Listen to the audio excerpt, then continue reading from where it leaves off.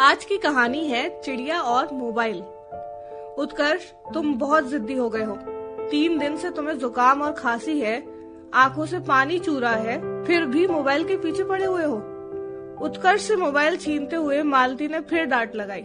चलो पहले ठीक हो जाओ। तुम नहीं जानते, मोबाइल से ही तुम आए दिन बीमार पड़ते रहते हो। मेरे समझाने से तो तुम पर कोई असर होता नहीं है। कम से कम अपने मामा जी की बात तो ध्यान से सुन लो। तुम्हारे मामा जी कितने बड़े अस्पताल के मेडिकल ऑफिसर हैं। वो भी ना तुमसे बहुत नाराज है। वो भी इस मोबाइल वाली बात को लेके काफी गुस्सा करते हैं। बस मम्मी, बहुत हो गया। अब पिछले 1 हफ्ते से हमने मोबाइल को छुआ तक नहीं है। अभी थोड़ा सा मोबाइल में वीडियो देखने का मन किया तो आप फिर से शुरू हो गई। उसने अपनी मम्मी को जवाब देते हुए अपनी सफाई पेश की।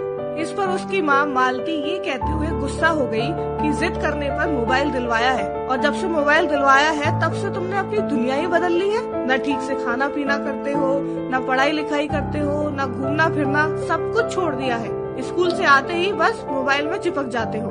उत्कर्ष की माँ मालती स्कूल में टीचर है और उसके पिता भारतीय सेना में एडमिरल हैं, जो अक्सर माह में 2 दिन ही घर पर आ पाते हैं।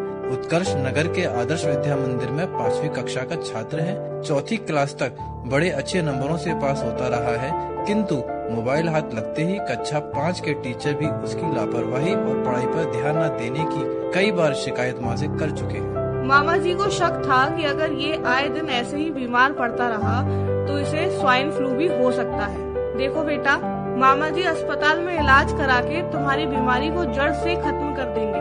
मालती के समझाने पर और बार बार बीमार होने से अस्पताल में भर्ती होकर इलाज कराना उत्कर्ष को ठीक लगा। ये बात उत्कर्ष को समझ आई, लेकिन मोबाइल प्रयोग ना करना उसे कतई अच्छा नहीं लगा।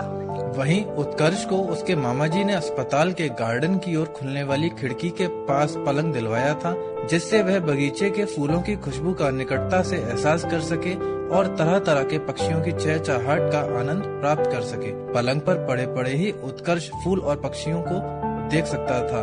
उसे यह बहुत अच्छा भी लगता था। दूसरे या तीसरे दिन की बात है, जोर की आंधी तूफान और बरसात होने लगी।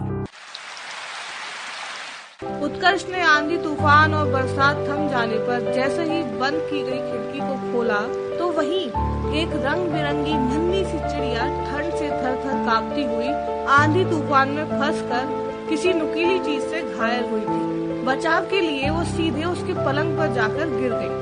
उत्कर्ष ने उसे बड़े प्यार से अपने हाथों में लेकर उसकी सेवा की। वो नन्ही चिड़िया 2 दिन में ही उसकी प्यारी सखी बन गई। उत्कर्ष ने उसे अपने पलंग के पास ही एक रैक में सुरक्षित रूप से रख दिया और नियमित रूप से उसके दाने पानी की व्यवस्था करने लगा।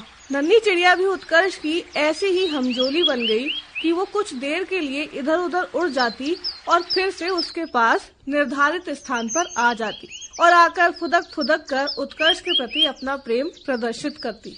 उसकी माँ मालती और मामा जी उत्कर्ष और चिड़िया की गहमा गहमी से काफी प्रसन्न थे। उन्होंने देखा कि इस अंतराल में उत्कर्ष ने ना तो मोबाइल की मांग की और न वह कभी उदास नजर आया। उसकी सेहत में भी दिन प्रतिदिन सुधार होने लगा। अस्पताल से घर आने पर भी उस चिड़िया को वह अपने साथ ले आया। चिड़िया और उत्कर्ष में इतनी प्रगाढ़ता हो गई थी कि मोबाइल के लिए उसके पास वक्त ही नहीं रहा। इतना ही नहीं, उत्कर्ष और उस नन्ही चिड़िया की मित्रता की कहानी इतनी प्रसिद्ध हो गई कि आगे चलकर उत्कर्ष को नौकरी ढूंढनी ही नहीं पड़ी। बड़ा होकर वो आज चिड़ियाघर के प्रबंधक पद पर कार्यरत है।